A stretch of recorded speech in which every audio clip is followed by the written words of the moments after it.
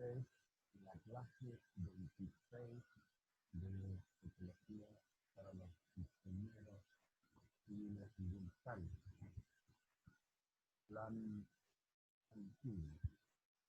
Son las 9:45, voy a esperar que se incorporen algunos estudiantes. Ya se incorporó Camila Villarranza y en la sala de espera están Camila y David Tenedor. Buenos días, jóvenes.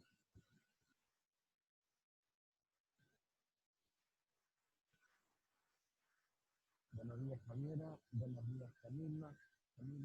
Y buenos días, David. ¿Cómo está el día? ¿Ya tuvieron clase ya? Buenos días, profe.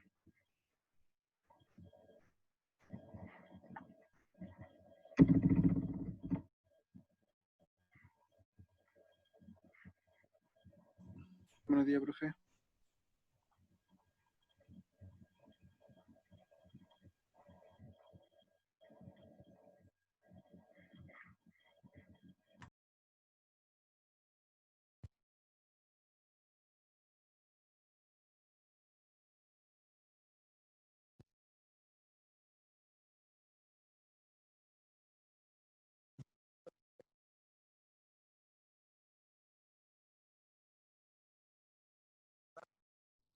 Profe, ¿me está hablando porque no lo escucho?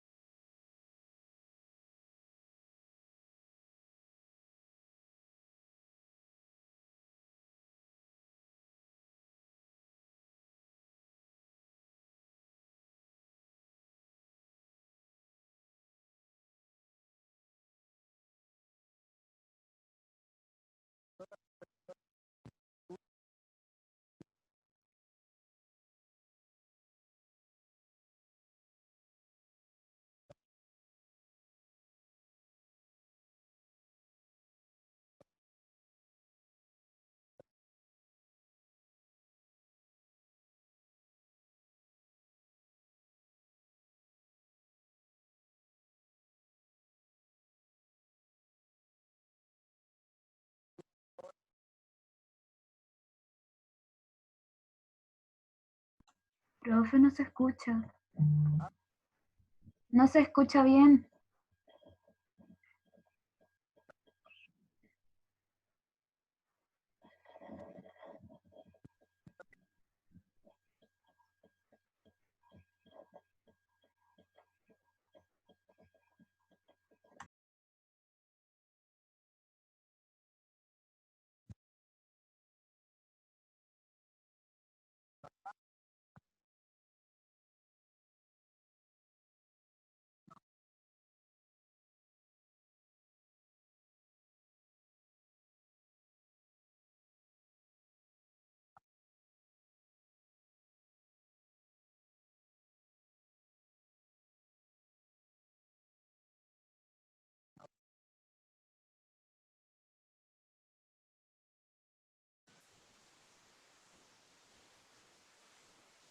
¿Aló?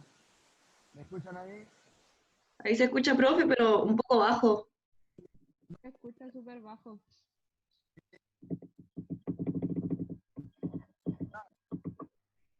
Ya no se escucha.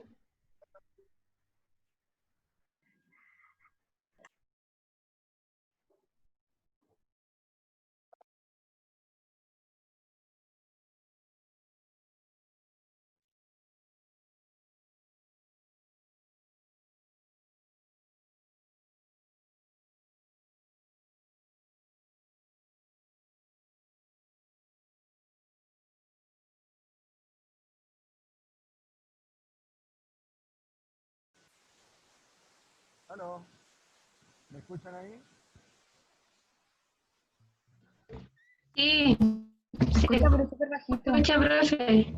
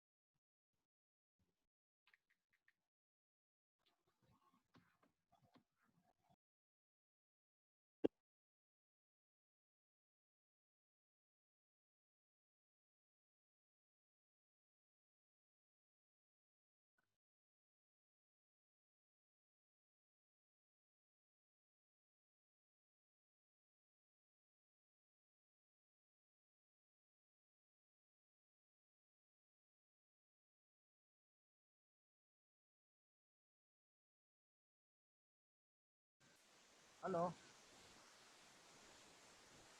¿Me escuchan?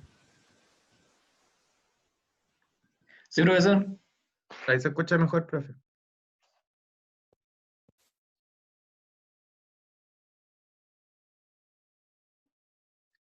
Ahí ya no se le escucha, profe. Ahí ya no se le escucha.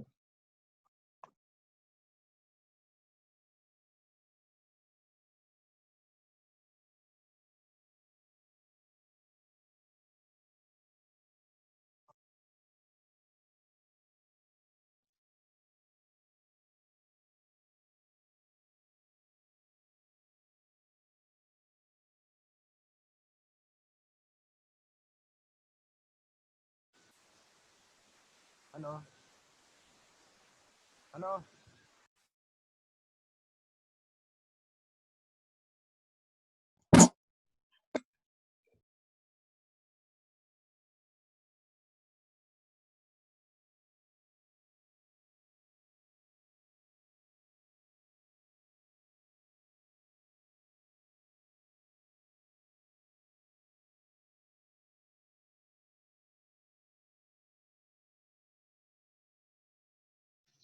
Profe, no se escucha aún.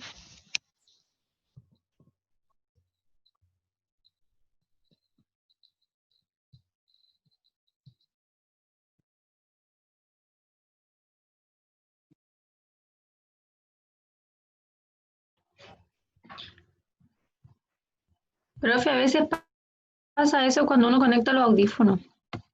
Ahí en el micrófono hay como una opción, Ahí, una flecha. Ahí sí, ahí sí. ¿me escuchan ahí? Sí, Sí, Ahora ahora sí, sí. profe. Sí, sí, profe. Sí. Ya, desconecté, qué raro, desconecté había estado, ahora los escucho. Ahora hay un buen, el marcador del micrófono está funcionando bien.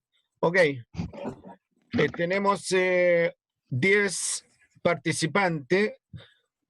Vamos entonces a comenzar la clase de hoy día.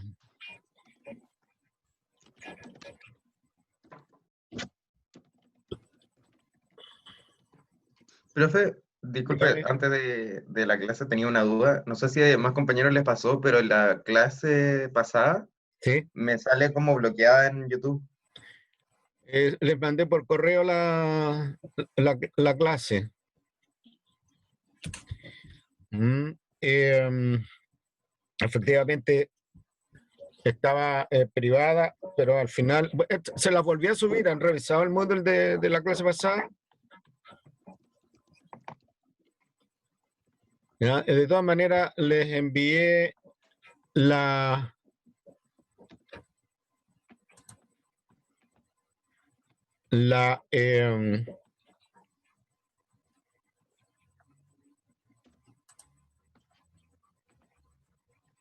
voy a bajar esto acá.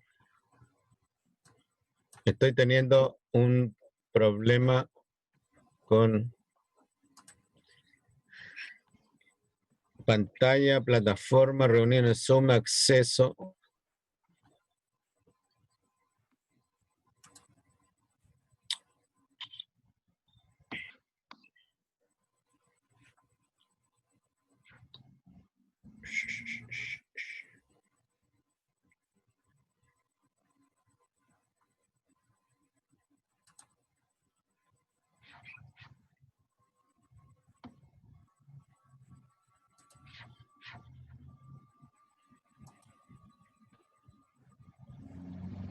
Admitir bueyes.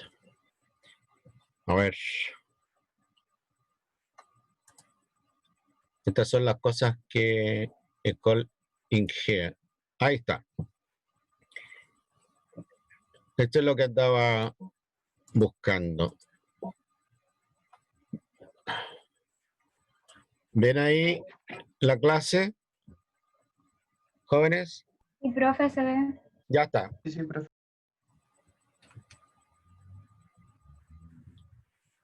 Aquí se está uniendo Valerie Rojas. Bueno, la clase pasada Estuvimos analizando la segunda parte de las bases biológicas de la ecología, el tema de la especie. El tema de la especie es bastante importante para ustedes porque cuando se hacen los informes de declaración de impacto ambiental, de evaluación de impacto ambiental, se elaboran, como dije en la clase pasada, se elaboran listas y esas listas tienen que ser indicadas en base a las especies presentes. Hay un cierto protocolo para referirse a las especies. Recuerden que las especies tienen un nombre común, la gaviota, por ejemplo, y un nombre técnico que nosotros llamamos el nombre científico. La gaviota pertenece al género Larus y dependiendo del tipo de gaviota, el tipo de especie, tendrá el apellido, digamos. Yo estoy pensando en estos momentos en la gaviota común de acá de la bahía de Coquimbo, Larus dominicus. Para aquellos que no tienen la experiencia de nombrar nombres científicos, se le produce una suerte de trabalengua. Incluso para nosotros que tenemos alguna experiencia, algunos nombres científicos son difíciles de pronunciar. Se usa el latín. ¿Y por qué se usa el latín? Porque es una lengua muerta. Eso quiere decir que si la especie fue nombrada por allá por los 1800 al 2000, sigue teniendo el mismo nombre, la misma pronunciación, porque ese lenguaje, el latín, no cambia. Es distinto el caso del inglés, que está permanentemente cambiando, el español, permanentemente cambiando, y bueno, el resto de los idiomas que hay alrededor del mundo. Por eso que técnicamente se usa la especie. Bueno, viendo con más detalle el tema de la especie, analizamos como ejemplo el perro, sobre todo para indicar el concepto de especie y la diversidad que puede darse dentro de una especie. Con más detalles aún, analizamos como ejemplo la especie humana, el Homo sapiens, y viendo las distintas categorías a las cuales pertenecemos nosotros, categorías taxonómicas a las cuales pertenecemos nosotros, y lo que significa el pertenecer desde el punto de vista de las características de uno, el pertenecer al Finum cordata, al orden primate, a la familia homínide, etc. También hablamos sobre la importancia de las especies para nosotros, ser humanos, los tipos de especies que hay. Y ahí habíamos quedado, ¿no es cierto?, cuando Zoom nos dijo que se nos estaba terminando el tiempo disponible. Lo que quedó por analizar de la clase pasada fue el concepto de categoría taxonómica que les señalé yo que necesitaba un tiempo más tranquilo porque la situación de las especies también es importante desde el punto de vista profesional para ustedes. Las categorías de conservación de las especies. ¿Qué es lo que son las categorías de conservación de las especies? Son, tal como el nombre le indica, categorías que están referidas o que se refieren al estado de, voy a repetir, va a ser una definición tautológica, ¿sí? Circular. Son categorías que se refieren al estado de conservación de las especies, qué tan conservadas están en un determinado territorio, cómo se encuentran las especies desde el punto de vista de su conservación, de su presencia, existencia en un determinado territorio. Generalmente el territorio está referido al territorio chileno, pero cuando se trata de territorios particulares muy especiales por alguna situación, por ejemplo, un parque nacional o un lugar de destacada belleza ambiental, entonces puede referirse a las especies de flora y fauna que viven en ese lugar. Lo importante de las categorías de conservación es que tienen un reconocimiento legal, es decir, la ley chilena reconoce para esa especie un determinado estatus de conservación. Esto se logró después de un tiempo largo, donde se les consultó a los especialistas, a los zoólogos, a los ornitólogos, a la gente que trabaja con la flora y la fauna. Y bueno, se hicieron propuestas, esas llegaron al Congreso y apareció entonces un reglamento. ¿Y por qué tiene que ser por qué tiene que tener un respaldo legal esta situación de conservación? Porque cuando se instalan, como decía hace un momento atrás, los proyectos, se empiezan a ejecutar los proyectos, la presencia de flora y fauna se tiene que reportar, y si existen en ese territorio, en esa localidad donde se va a implementar el proyecto, algunas especies que están en categorías especiales de conservación, eso implica que el proyecto tiene que tomar una serie de consideraciones. O en casos extremos el proyecto no se puede llevar a cabo. O bien el costo del proyecto sube. Yo tengo la experiencia de haber trabajado con una compañía minera en el INDH, una compañía minera, que estaba construyendo un camino desde la carretera Panamericana Norte hacia un poco al norte de la quebrada El Romeral.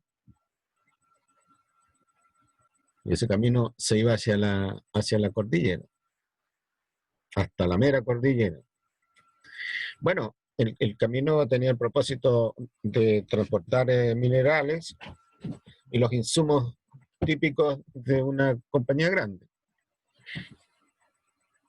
Y en el trayecto que habían trazado los ingenieros de camino, a un par de kilómetros había una lorera, una quebrada donde vivían como 60, 70 loros con sus crías. Ahora bien, el loro, que se llama el nombre común, loro barranquero, los agricultores de ahí, los que tienen chacritas, algunos huertos familiares, los odian porque los animales se desplazan en bandadas de 30, 40 individuos y les hacen chupete el maíz que puedan tener, o los arbolitos de damascos, membrillos que a veces esta gente tiene, así que los odian. Antiguamente los perseguían, pero ahora están protegidos por ley, así que no se puede hacer absolutamente nada, excepto cuidarlos.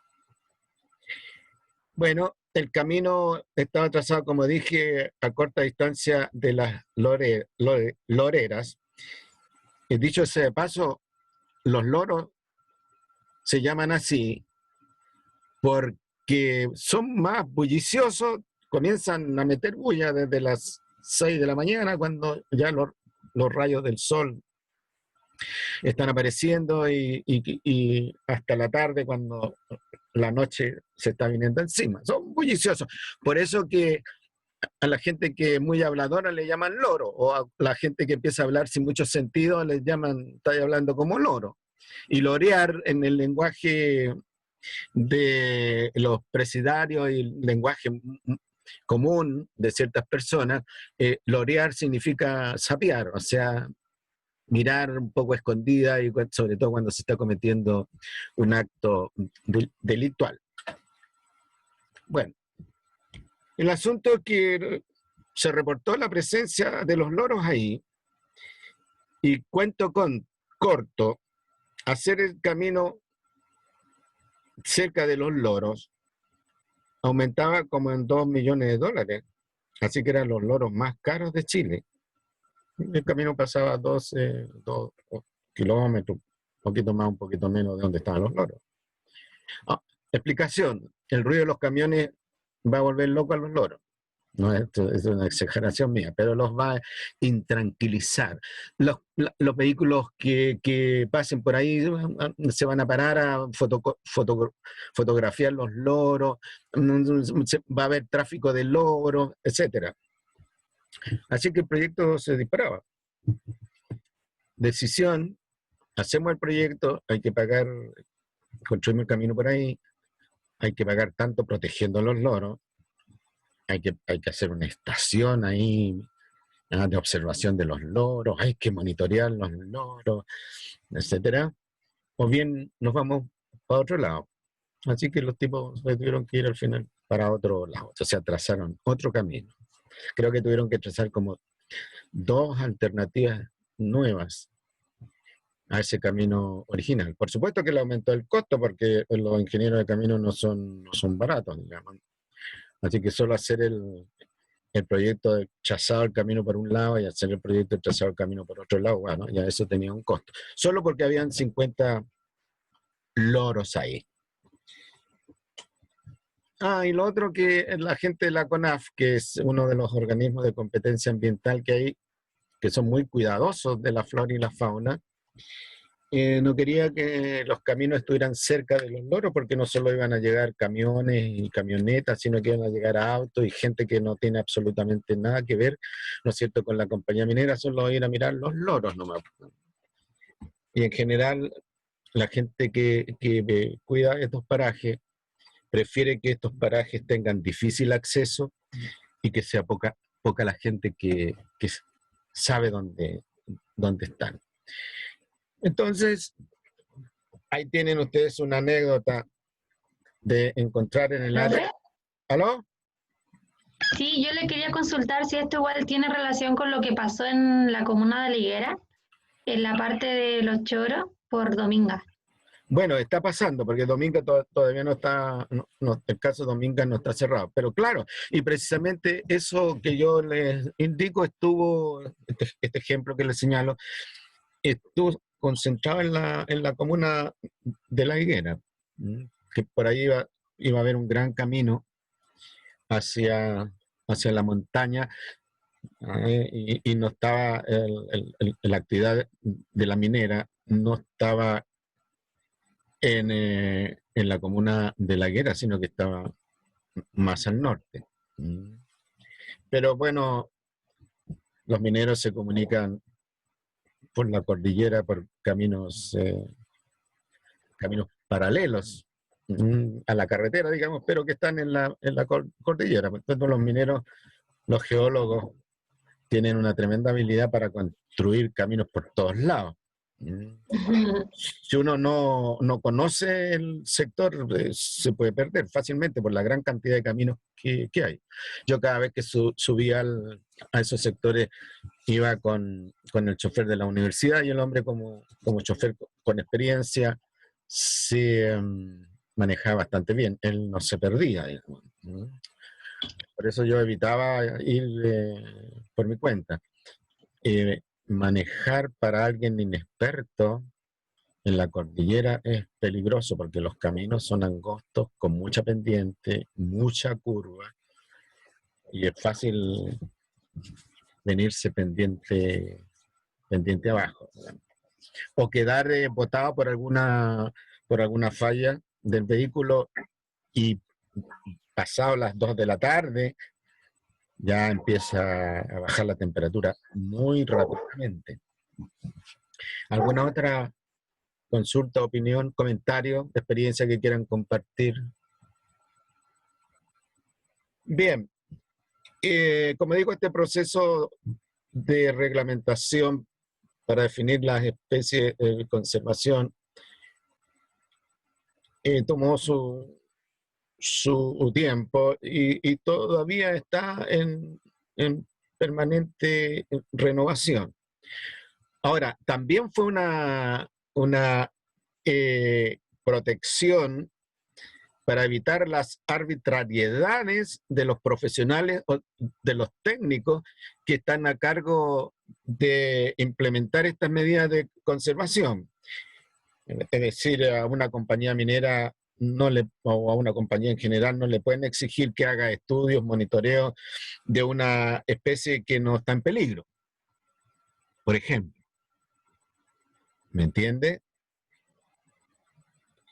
Porque eso obviamente tiene un costo. Yo recuerdo también otra experiencia que una vez negociando estos estudios y estos monitoreos con organismos públicos con competencia ambiental, bueno, a una determinada compañía le estaban exigiendo que hiciera un monitoreo y estudios por 5 años de todas las especies de aves que habían en un lugar. Y en ese lugar nosotros habíamos reportado alrededor de 50 especies de aves.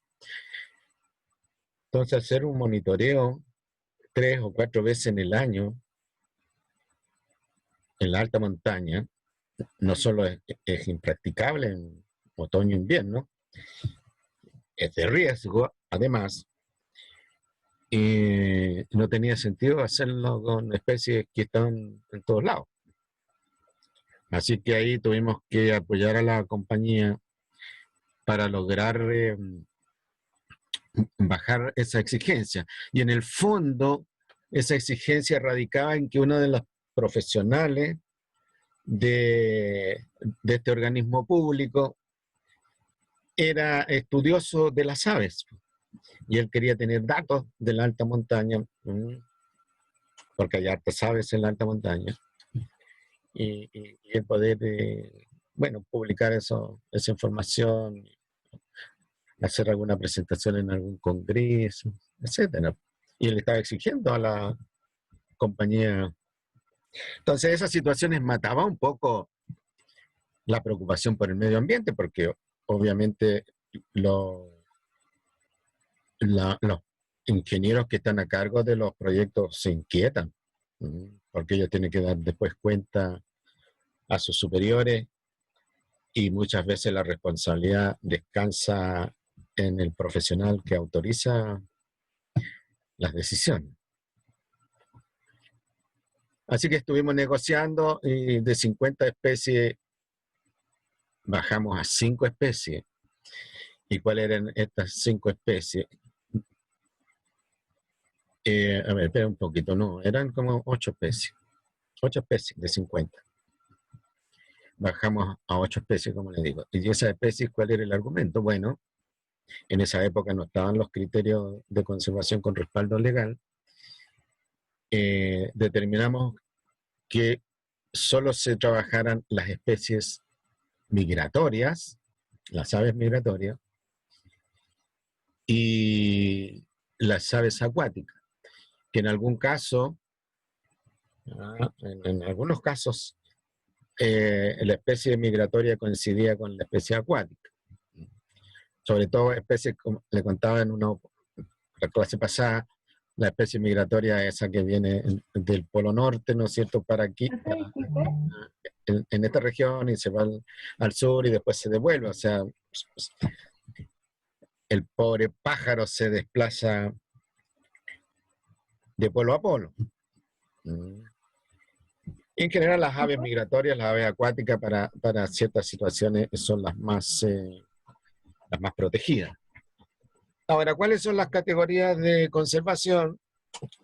hasta el momento, según la legislación chilena, esto puede cambiar. La especie extinta, la extinta en estado silvestre, pero puede estar todavía presente en algún zoológico, ¿no? Ya sea público o particular. En peligro crítico, en peligro, vulnerable, casi amenazada, preocupación menor, datos insuficientes. Y la última categoría que entra para hacerla distinta de las especies que están en algún estado de conservación es especies sin problemas de conservación. Profe, ¿Sí? no me quedó claro qué era la categoría taxonómica. La categoría taxonómica es, como el nombre lo indica, es una categoría, un grupo jerárquico, donde tú puedes ubicar a las especies en distinto nivel jerárquico. La última categoría taxonómica, la más pequeña mirada desde el punto de vista de conjunto, es la especie, que designa la especie individuos similares entre sí, que si se ponen en contacto,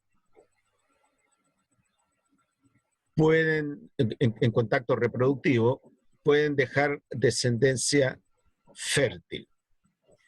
Ahora bien, nosotros pertenecemos a la especie Homo sapiens.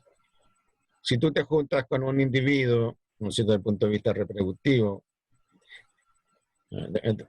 que vive en el extremo tuyo, digamos, vive por allá por China, vive por el otro lado del mundo, bueno, hay una alta probabilidad que la descendencia de ustedes sea fértil y por lo tanto seguir dejando descendencia, y esos descendientes van a tener características, ¿no es cierto?, de las líneas genealógicas del padre y las líneas genealógicas de la madre. Pero por el hecho de pertenecer al género Homo, que es la categoría taxonómica superior, nosotros compartimos características con otras especies del género Homo, pero que no existen en la actualidad, desaparecieron. Pero ya no nos podemos nosotros, si existieran, por ejemplo, no nos podríamos, si hay posibilidades de entrecruzarse, no dejaría descendencia fértil, podríamos no incluso cruzarnos. Y si vamos subiendo hacia arriba, bueno, vamos compartiendo características, pero esas características son cada vez más lejanas. Por ejemplo, nosotros nos alimentamos de leche durante nuestra infancia y por esa condición pertenecemos a la clase mamalia.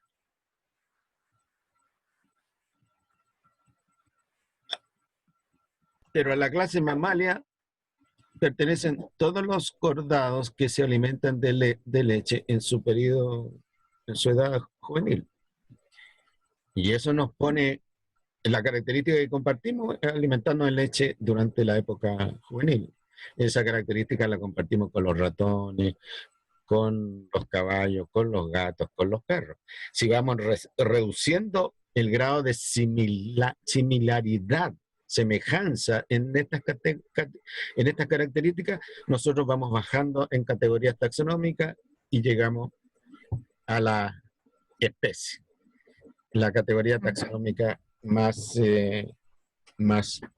pequeña, más válida desde el punto de vista de los informes oficiales que te reportan la existencia de un grupo de individuos en un determinado lugar. Ese grupo de individuos que representan a la especie en cuestión. Como las especies, como los individuos no se pueden declarar extintos, es la especie la que se declara extinto.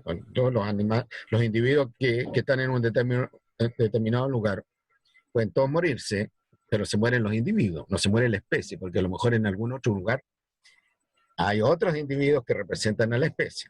Ahora bien, ustedes seguramente vieron la película El último de los mohicanos, o leyeron el libro El último mohicano. No creo que hayan leído el libro, es un libro bastante antiguo. El último de los mohicanos. Bueno, el último de los mohicanos era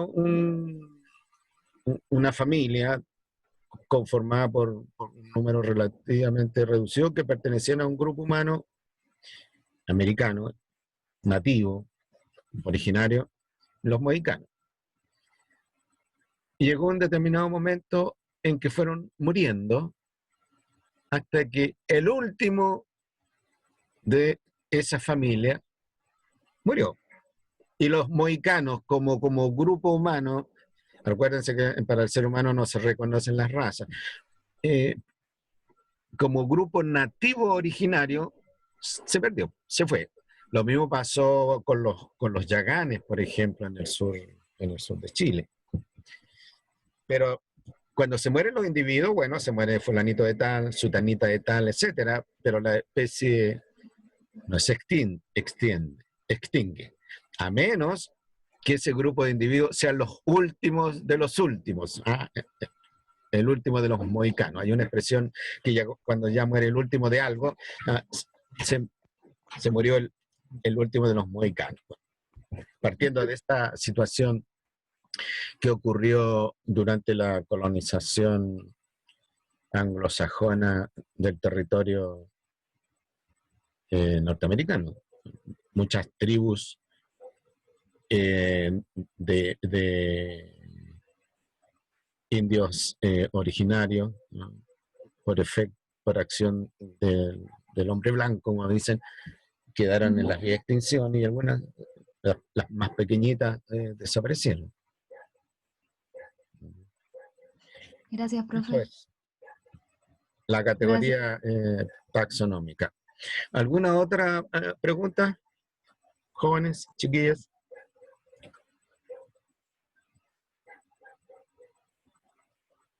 Terminamos a las 11:15, así que cuando sean las 11:10 me avisan porque, como les dije, agarro vuelo, me inspiro y a veces se me pasa la hora y quedo con la palabra en la boca. Entonces tenemos conservación, categoría de conservación extinta en estado silvestre, en peligro crítico, en peligro, vulnerable, casi amenazada, preocupación menor, datos insuficientes. Ahora, ¿qué significa cada una de estas cosas?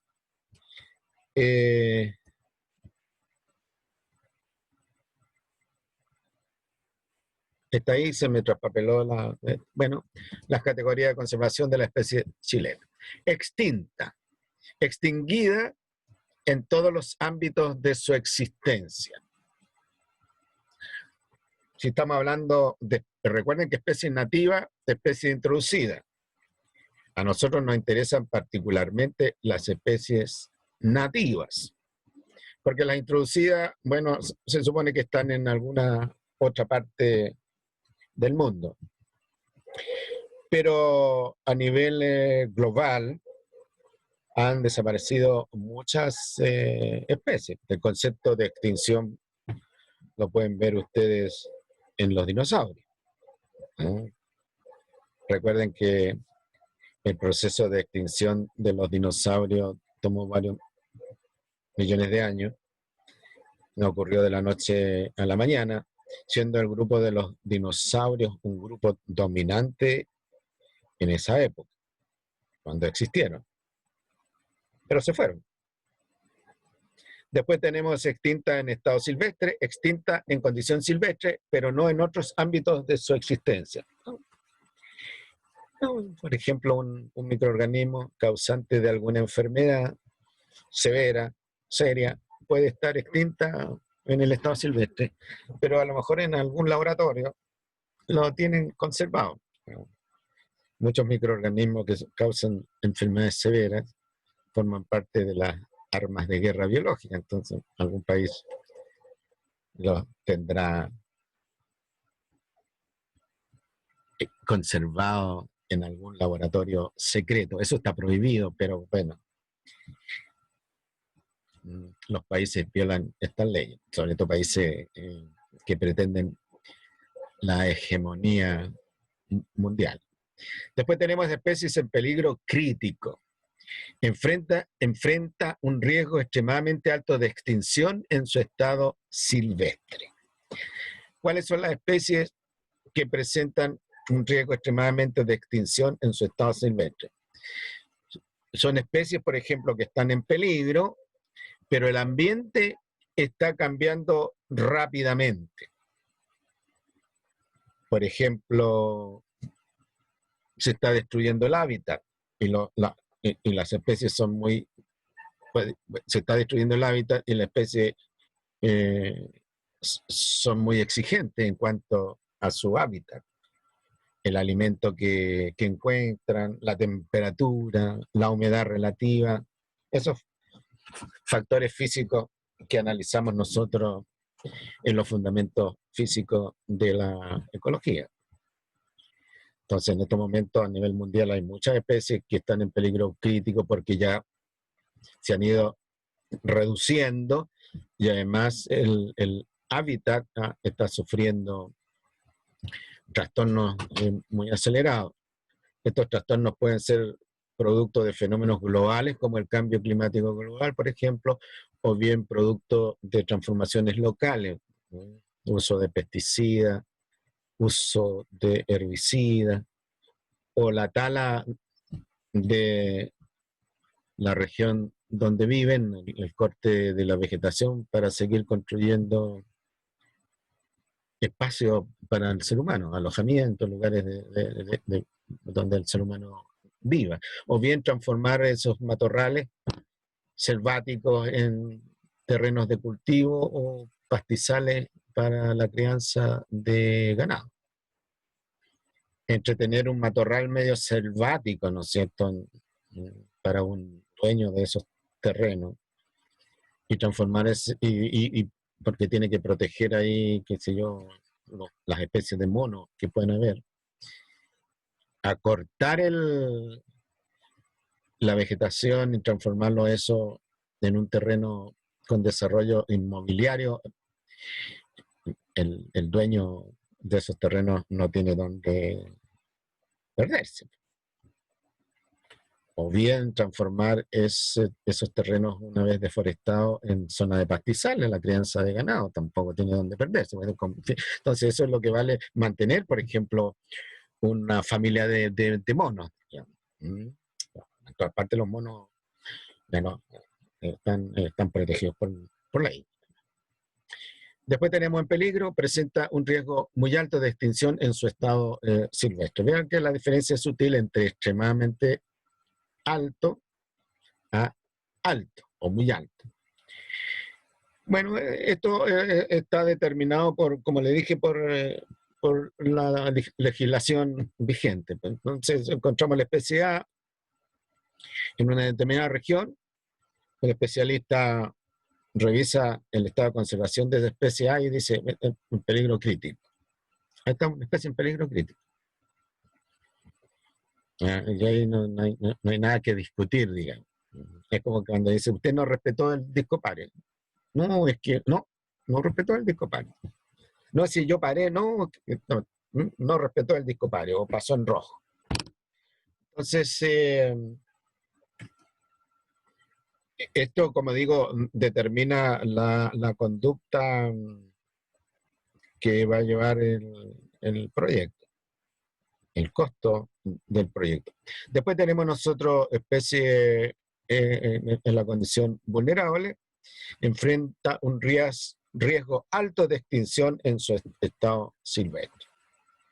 Entonces, repito, para no dejarle al técnico, al profesional que trabaja en estas instituciones con competencia ambiental, en estas instituciones pública con el Ministerio de Medio Ambiente, la CONAF, el Servicio Agrícola Ganadero, que decida él, ¿no es cierto?, si el riesgo es extremadamente alto, riesgo muy alto, riesgo alto, etcétera. Bueno, la ley dice que especie A está en peligro crítico, o está en peligro, o es vulnerable.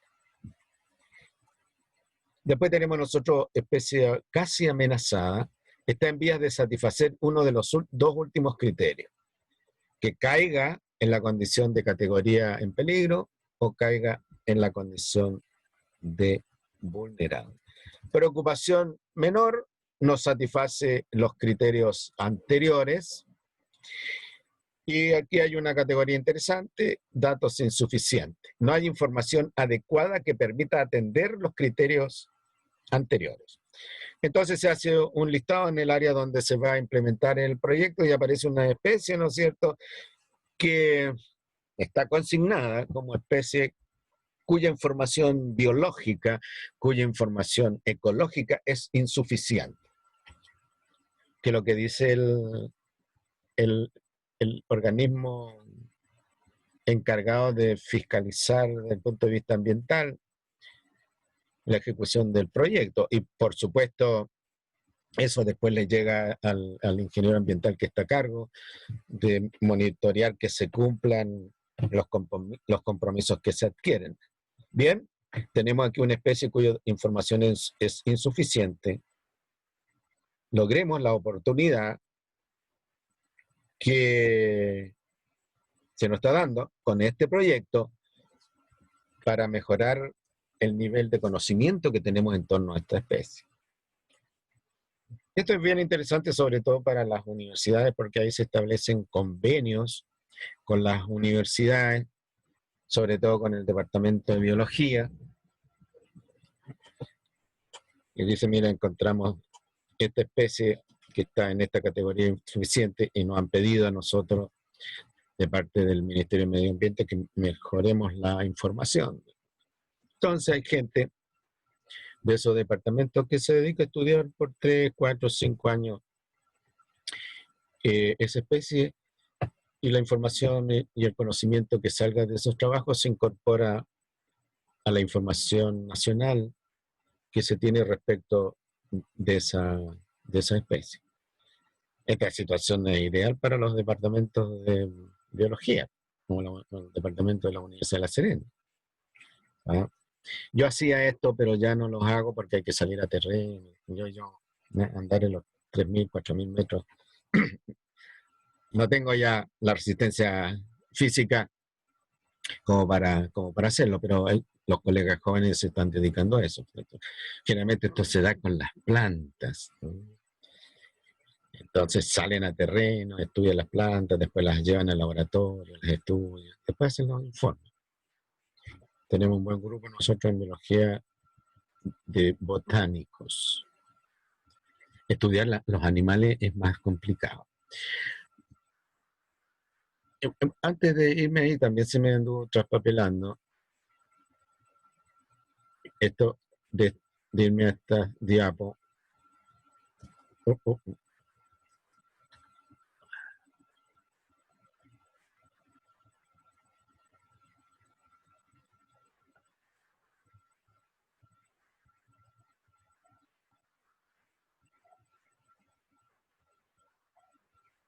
Aquí tenemos un dato interesante.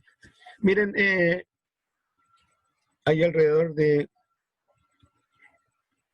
1.200.000 especies catalogadas a nivel mundial.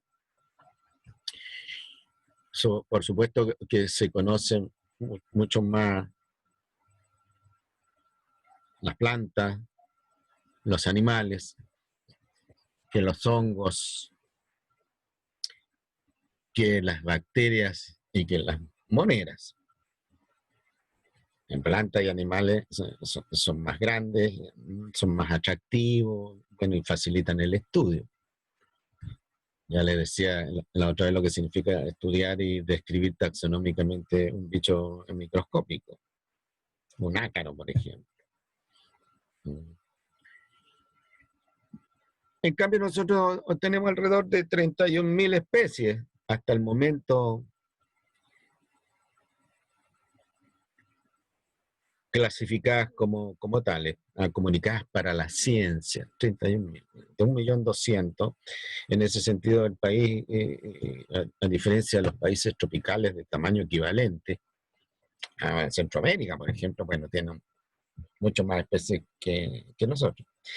En general, se sigue una regla geográfica que el número de especies terrestres, por lo menos, tiende a aumentar en las regiones tropicales y tiende a disminuir hacia los polos. Como nosotros tenemos un territorio que está en el extremo del Ecuador, bueno, las especies son menos que las que corresponden, como digo, a otros países de la región tropical, sobre todo en Centroamérica, en países chiquititos que tienen muchas más especies que nosotros. Plantas no vasculares. Las plantas no vasculares son aquellas plantas que no tienen vasos conductores para la distribución de la savia. Hay alrededor de 1.400 especies de plantas no vasculares, entiéndase por ejemplo helecho, entiéndase musgos, etc. Plantas vasculares hay alrededor de 5.500 especies. En total de plantas descritas a la fecha suman alrededor de 7.000 especies. Esto es el mundo de los botánicos. Moluscos, entiéndase por ello caracoles, entiéndase jibias, entiéndase pulpos, entiéndase lapas, machas, etcétera. Todos esos son moluscos. 1.187 especies de moluscos. La mayoría de los moluscos que nosotros tenemos son marinos. Con la extensión que tiene el océano y con la cantidad de mar que tenemos nosotros, bueno, pocas especies de moluscos. Noten que todas estas especies sustentan una actividad económica importante. Muchas de estas especies representan alimento para el ser humano. Y algunas de estas especies son de la gastronomía fina, de restaurante caro, como por ejemplo el loco. Los crustáceos, entiéndase por ello las jaivas, los camarones, las langostas, los langostinos, son alrededor de 600 especies, pocas. La mayoría de estos crustáceos viven en el mar de nuevo, y con el mismo argumento de los moluscos, mucho mar, mucho océano Pacífico, al territorio nuestro, y mucho mar chileno, pero aún así 600 especies, más o menos, crustáceos. Se están describiendo nuevas especies. En los últimos 20 años ha habido una gran actividad para la descripción de estas especies, de tal manera que estos números están cambiando un poco en el detalle. No en lo fundamental, no vamos a encontrar nosotros 1.200 especies de crustáceos. Vamos a subir a las 610, los próximos años 615, que no cambia el número de manera importante. Ahora, como ocurre en otras partes del mundo, los insectos son el número de especies de insectos son las más el más grande. 10.000 especies de insectos y aquí se están describiendo nuevas especies de insectos con mucha rapidez. Después tenemos nosotros los peces marinos, 1.182 especies. También el mismo argumento respecto a los moluscos. Poca diversidad. Peces de aguas continentales. Las aguas continentales son las llamadas aguas dulces. Son las aguas que están en el continente. ¿Ah? Lagos, lagunas, humedales, ríos. 44 especies de aguas continentales. Nada. Anfibios, entiéndase por ello sapos, ranas y salamandras, 56 especies. Nada. Reptiles, tenemos un poquito más, especies de reptiles, pero aún así poquitas. Entiéndase por reptiles, lagartos, serpientes, culebras, tortugas. Aves, 460 especies, mamíferos, 150. Y los mamíferos es un grupo bien diverso, pues, ¿no? Ratones, conejos, seres humanos, ardillas, leones, jirafas, lo que ustedes conocen. Y otro grupo un grupo miscelánico, no es 1850 especies. Esto, como digo, ha ido aumentando un poco porque las distintas universidades se están dedicando un poco más por el interés del Estado chileno en mejorar los niveles de información de las especies chilenas y poder desarrollar actividades de gestión ambiental respecto de la flora y la fauna chilena. Entonces se considera no solo un recurso que satisface necesidades, sino también un recurso económico, sino que también un recurso patrimonial. Constituye a la identidad nuestra, las especies de flora y fauna. Piensen en el copí, bueno, la flor nacional. ¿Alguna pregunta, jóvenes, chiquillos, Profe, chiquillas? una Sí, consulta. ¿Cuál es la diferencia entre plantas no vasculares y vasculares? las plantas vasculares son las plantas que tienen vasos conductores. Estos vasos conductores, así como nosotros tenemos las venas, las arterias, las arteriolas, los capilares. Aquí tienen estos vasos conductores por donde se conduce el agua o bien la savia. Piensa tú que una planta que mide 50 metros de altura, un árbol, tiene que conducir agua contra la gravedad. Por lo tanto, necesita un sistema de vasos conductores, desde la raíz, ¿no es cierto?, hacia el follaje, que puede estar a 30, 40 metros. Estoy hablando como ejemplo de los árboles que puedes encontrar en una selva tropical. Y las plantas no vasculares que no tienen sistemas conductores. Obviamente que las plantas no vasculares son en general de tamaño pequeño, como los musgos, por ejemplo, los helechos. Ahora, en épocas geológicas pasadas, los helechos tenían el tamaño de árboles, pero eran otras las condiciones que imperaban en esos años. Esa es la diferencia, plantas vasculares, plantas no vasculares.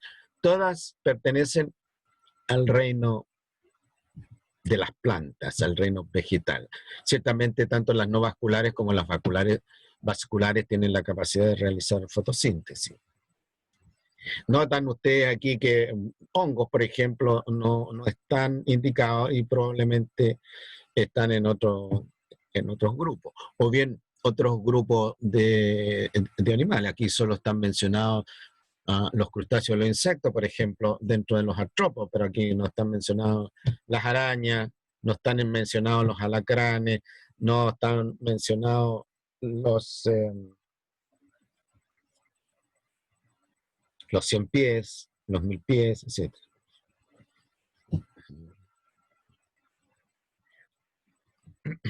¿Alguna otra pregunta, comentario?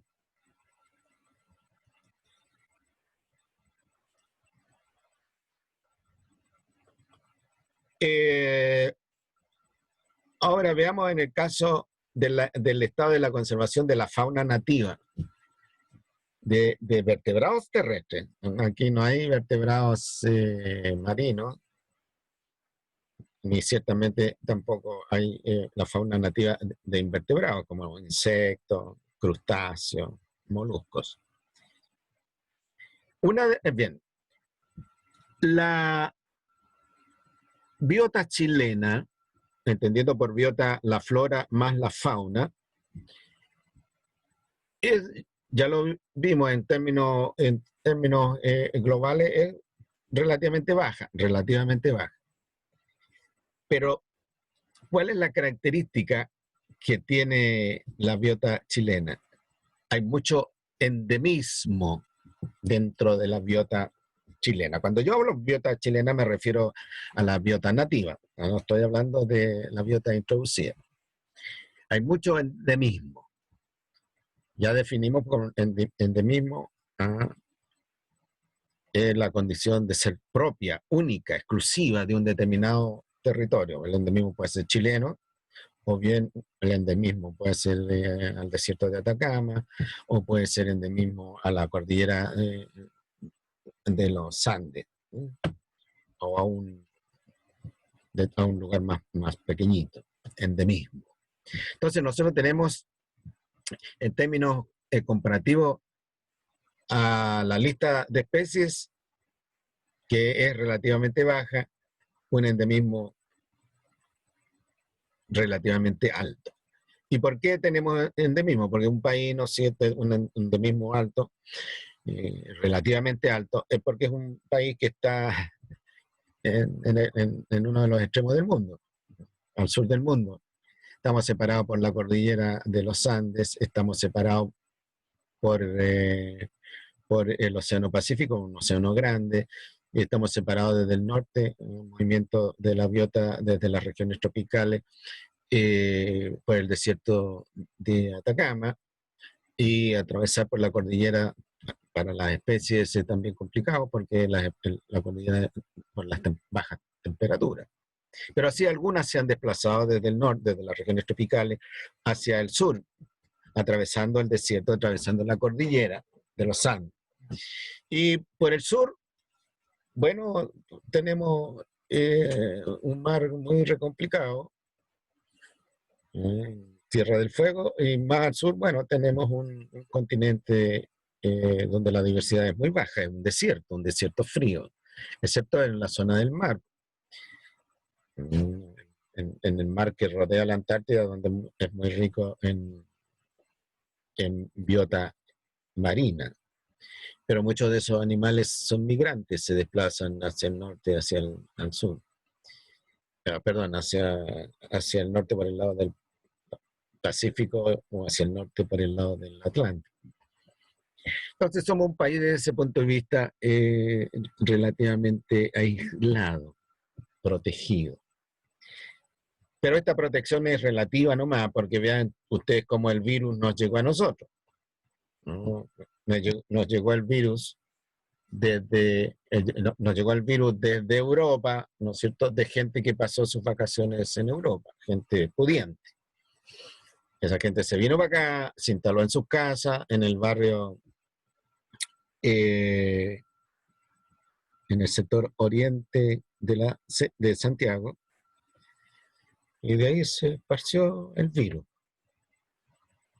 El sector oriente de Santiago está medio recuperado, qué sé yo, porque tienen los recursos para hacerlo, y el virus se desplazó hacia el sector poniente, el sector sur y el sector norte, donde están los sectores más desprotegidos, de ingresos menores, donde la gente tiene que salir a trabajar, ¿no es cierto?, todos los días, y se desplaza en micro, se desplaza en metro, va a comprar a la feria, de lo que ustedes ven en la televisión.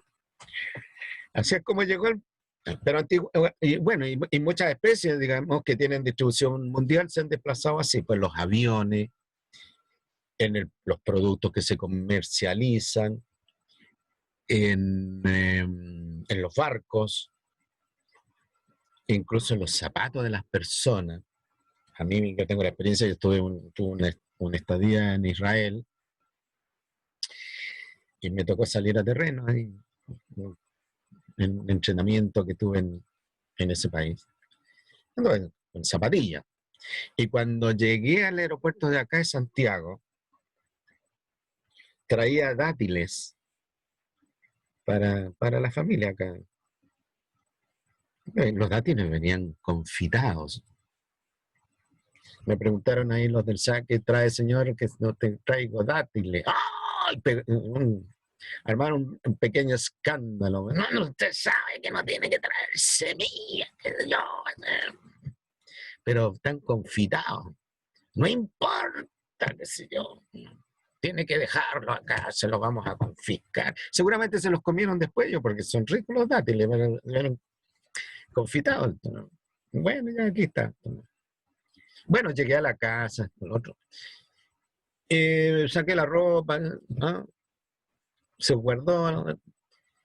Y un día me pongo la zapatilla con que había andado en terreno en Israel. Y en la planta de la zapatilla estaba lleno de semillas. Ahí traje semillas. Eso está prohibido por la ley. Por eso que me confiscaron al amparo de la ley mis dátiles. Si yo le digo, mira, traigo zapatillas aquí, traigo zapatillas, o sea, traigo semillas de las zapatillas, me habrían confiscado las zapatillas y me habrían retado. Ahora, si uno no declara eso, yo traigo, ponga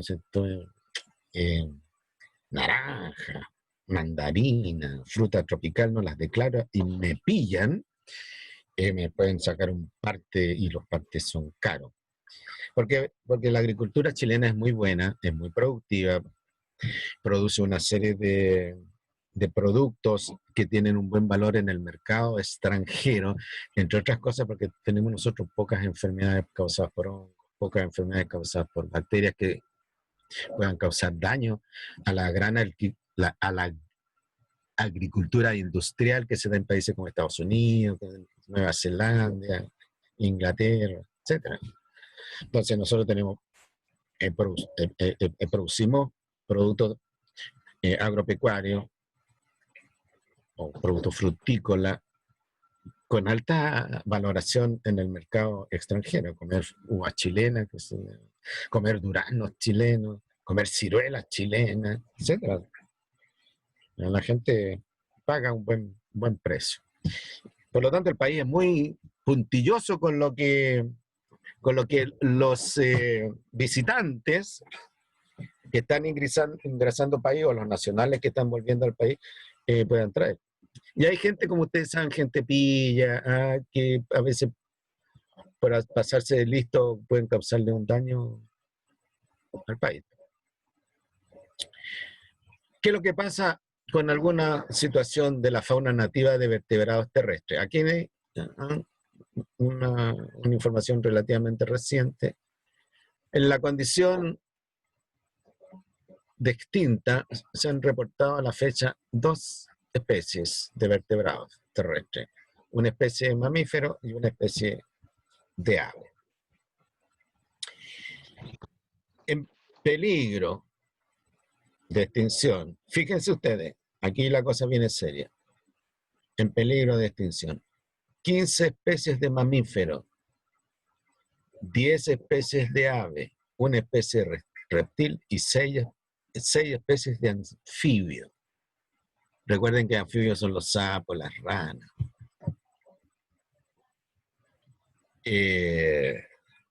Las salamandras. Y 17 especies de aguas continentales, o sea, especies que están en lagos, que están en ríos, donde mayor cantidad de especies de aguas continentales tenemos nosotros en Chile son en los ríos del sur. También son muy valoradas estas especies porque viene gente pesca deportiva de alto nivel de ingreso, que llegan al sur de Chile y pagan por la pesca que le llaman pesca deportiva. Generalmente esta gente no se come los peces, sino que los captura, se fotografían con ellos y después los devuelven. Bueno, la tendencia es que la gente pesca deportiva no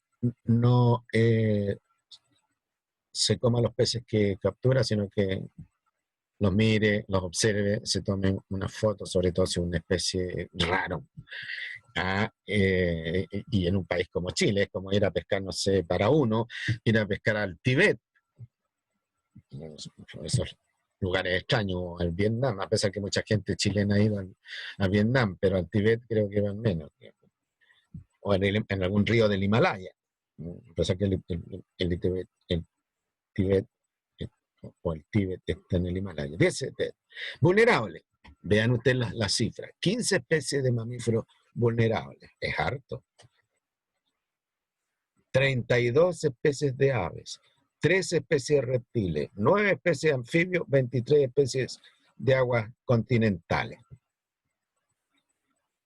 Y ya les decía que nosotros, en términos de fauna nativa de vertebrados terrestres, no es muy abundante en términos relativos. Raras, especies raras, que se encuentran en algunos lugares, qué sé yo, y que si ese lugar se altera, bueno, quedan en la categoría de en peligro o extinta. Raras, escasas, poco abundantes. 12 especies de mamíferos, 12 especies de aves, 18 especies de reptiles, 10 especies de anfibios y un pez de agua continental. Dato, especies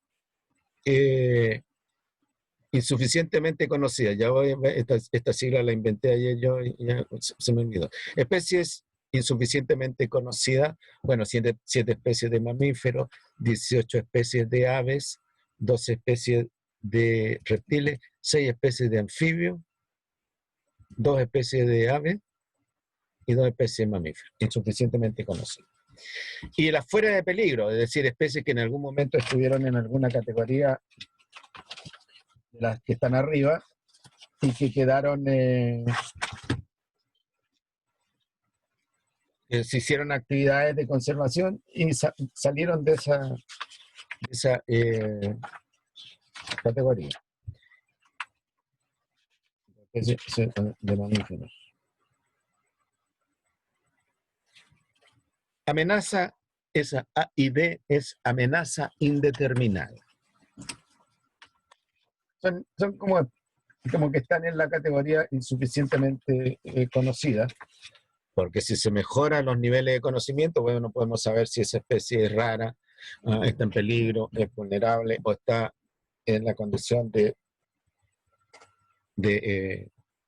sin categoría de conservación, o sea, sin problemas de conservación. Bueno, para el estado de conservación de la especie de la flora arbórea y arbustiva nativa de Chile.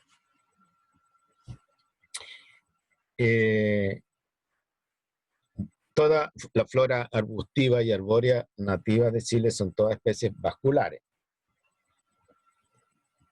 Y arbórea, como el nombre lo indica, son especies tipo árbol o arbusto alto. Y las arbustivas son especies arbusto bajo a arbusto alto. Supongo que todos pueden diferenciar cuando yo hablo de árbol bajo o arbusto alto. No vayan a ser ustedes niños que le preguntó a la mamá de dónde vienen los pollos. No, perdón, ¿de dónde vienen los huevos? Y el hermano dijo del supermercado. El niño estaba haciendo una pregunta existencial. La pregunta era, ¿de dónde vienen los huevos? De la gallina, ¿y dónde está la gallina? Bueno, las conozco. Lo único que conozco yo que en el supermercado están los huevos. Por eso que, dicho sea de paso, muchos zoológicos privados, chiquititos, han instalado en su dependencia ovejas, cabras, gallinas, pollitos, porque los niños, sobre todo los niños urbanos, que probablemente son ustedes, no han tenido la oportunidad de conocer esos animales en su estado silvestre o rural. Entonces hay granjas donde hay, como digo, ovejas y los niños le hacen cariño a las ovejas. Ay, ahí los niños se dan cuenta que la lana viene de las ovejas, ahí no viene de la tienda. Los pollitos, que de los huevos nace un pollito y del huevo no hay nada, digamos, ellos se comen el huevo en el almuerzo. Bueno, estado de conservación de especies de la flora y fauna nativa, en la categoría de conservación o estado de conservación, el taxón. En peligro hay 11 especies de árboles y arbustos de la flora nativa en peligro. Vulnerable, 26 especies, y raras, 32 especies. Este es un pincelazo nomás de la situación de conservación de la flora. Ahora, si bien es cierto, estudiar los animales es más difícil que estudiar la flora, hay un mayor conocimiento de la fauna que de la flora. Pero en los últimos, digamos, 30 años, ha emergido un grupo de profesionales, sobre todo biólogos, ingenieros forestales, agrónomos, biólogos marinos, que se han dedicado a estudiar la flora nacional y se ha ido mejorando el conocimiento de nuestra flora nacional, tanto la flora marina como la flora terrestre.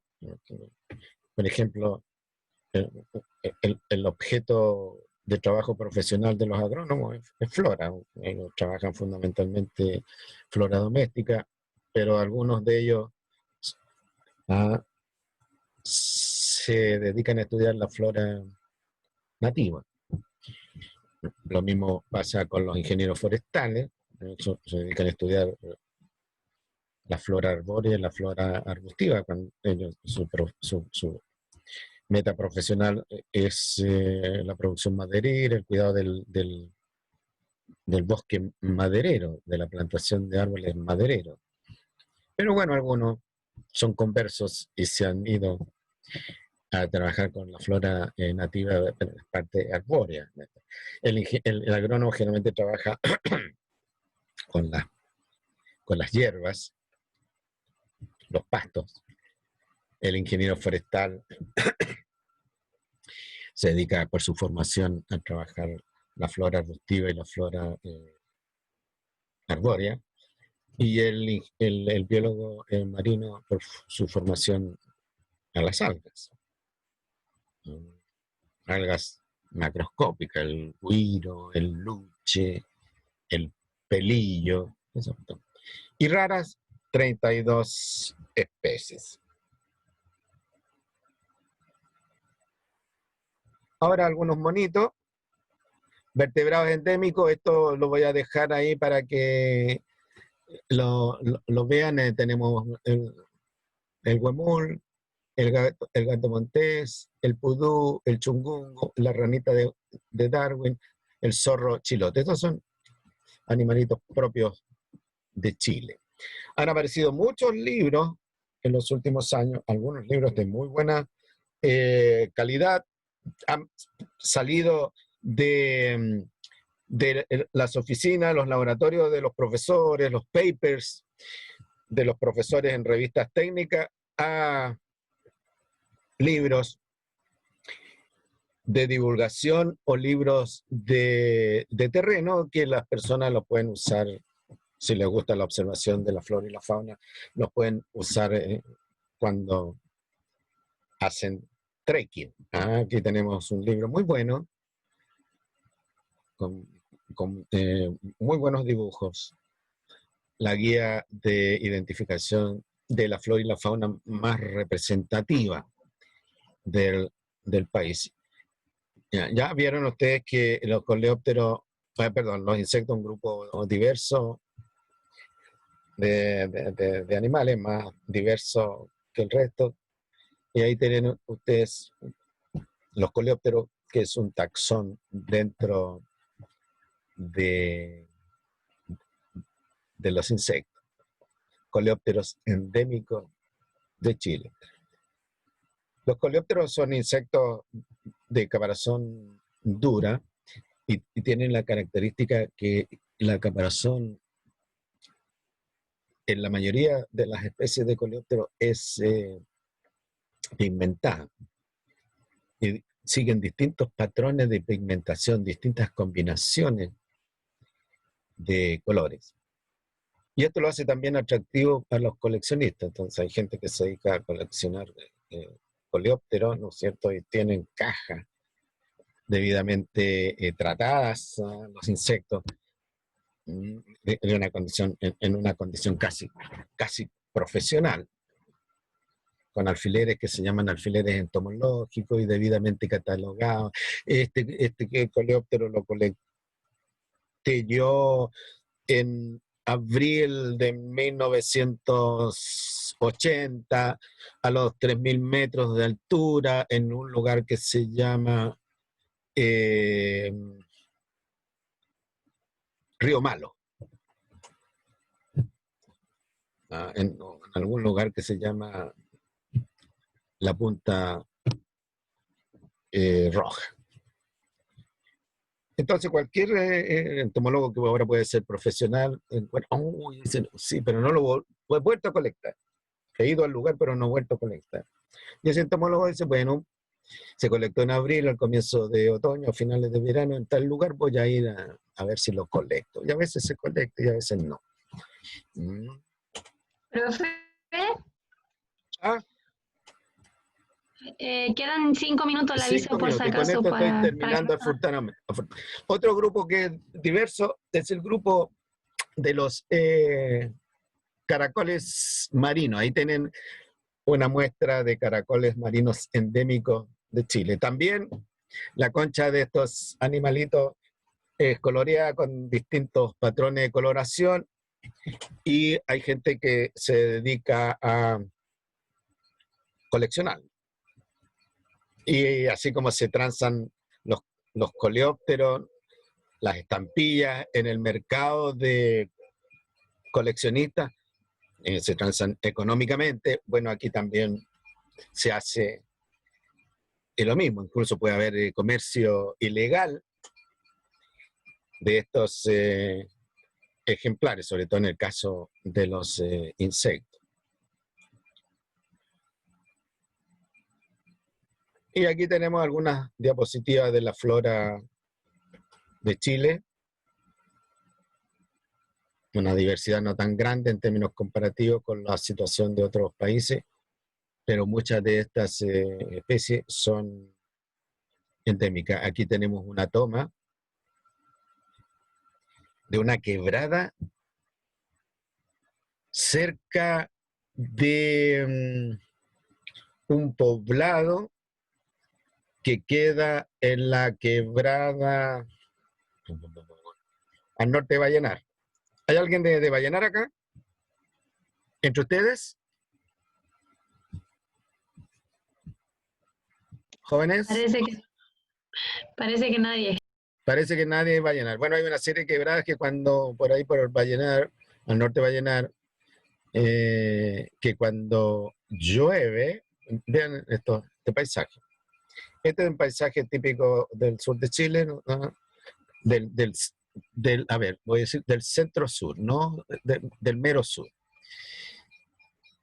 donde la hoja en otoño tiene ese color, un paisaje muy, muy hermoso. Y aquí tenemos el matorral más al sur, el matorral boliviano, de hoja, de árboles con hoja perenne, que no de que la hoja no cae en otoño, por lo tanto no toma ese color. Bueno, ahí tenemos la flor del copihue, ¿no es cierto? Nuestra flor nacional, y aquí hay una serie de flores del desierto florido. El bosque, vea lo denso que es el bosque de Valdivia. Y con eso terminamos Profe, la base biológica de la ecología y terminamos la unidad 1 y el martes entonces, perdón, el jueves nos metemos al análisis de la unidad 2. ¿Sí? pero que lo que le dijo un compañero que había un video, el video de la Moodle no se ve, o sea, no está disponible. De la clase del Ujú. de la clase del jueves pasado. Sí, o sea, al menos no sale disponible o cuando se quiere iniciar el video. Ya. Pero ¿está ahí o no? No, ¿No? Ya voy a ver qué es lo que pasa. Ahora, bueno, eso que me estás diciendo, porque les he subido 2 videos, uno sobre la flora de Chile, 3 videos, uno sobre la flora, 2 sobre la flora de Chile y uno sobre la fauna de Chile, que quiero que los vean así como para que tengan una mayor información. Esto no forma parte de lo que se va a evaluar.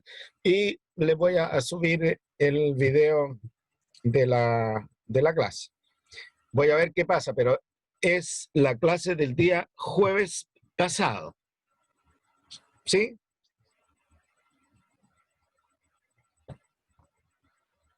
¿Aló? sí. ¿Sí? Ujú. Sí, profe. Ya. Bien, entonces, jóvenes, que tengan una buena tarde. Ya son las 11, van a ser las 11:15, así que me voy a despedir de ustedes.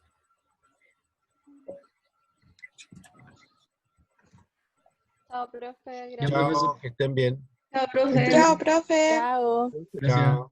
Chao, Chao, profe, gracias. chao, que estén bien. Chao, profe, gracias. Chao, hijo, que esté bien.